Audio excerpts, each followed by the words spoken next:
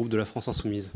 Merci, Monsieur le Président. Chers collègues, tout d'abord, merci, Monsieur le rapporteur, pour ce travail, ce rapport d'information qui nous permet déjà, d'une certaine façon, un tour de chauffe sur le projet de loi Industrie verte et qui nous éclaire aussi à travers vos 10 propositions, sur les manquements déjà que vous avez pu vous-même constater sur le projet de loi qui nous est présenté. On partage avec vous le tableau des enjeux et des obstacles à lever pour mener une véritable politique industrielle.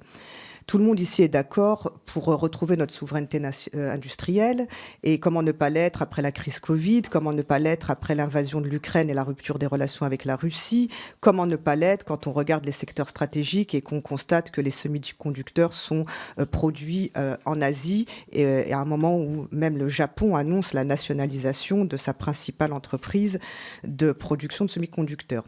En matière écologique, le rapport est un peu plus timide, je trouve, et excusez-moi de vous faire cette remarque, mais l'urgence est là et je ne vois pas trop dans vos propositions de mesures qui permettraient d'agir en conséquence. Finalement, je suis au regret de vous dire que vous faites à la fois le constat des symptômes, mais vous ne dites rien sur les causes. La réalité, que ce soit dans l'Union européenne ou en France, c'est que l'idéologie libérale fait du libre marché et du productivisme l'alpha et l'oméga de la politique publique industrielle européenne, avec une concurrence à l'intérieur des frontières de l'Union européenne et des faiblesses face à nos grands concurrents que sont aujourd'hui les États-Unis ou la Chine. Donc on est d'une certaine façon, si vous me permettez, dans le scénario 4 de l'ADEME, l'Agence de l'environnement et de la maîtrise de l'énergie, dans son rapport sur la transition 2050, qui s'appelle le pari réparateur. C'est-à-dire on continue comme avant, en priant pour que la technologie nous sauve. Et c'est ça le projet de loi Industrie verte qui nous est soumis, et c'est la politique que mène toujours l'Union européenne.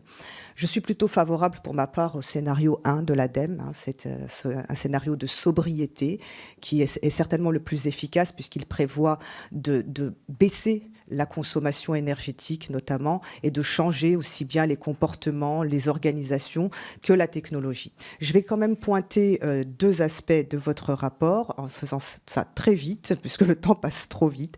D'abord, le projet de loi Industrie verte aurait dû être l'occasion de soutenir et préciser les nécessaires protections, le protectionnisme qu'on doit appeler de nos voeux avec le Buy European Act notamment, et puis peut-être de faire des propositions pour pallier les failles du mécanisme d'ajustement carbone aux frontières. Ce n'est malheureusement pas le cas.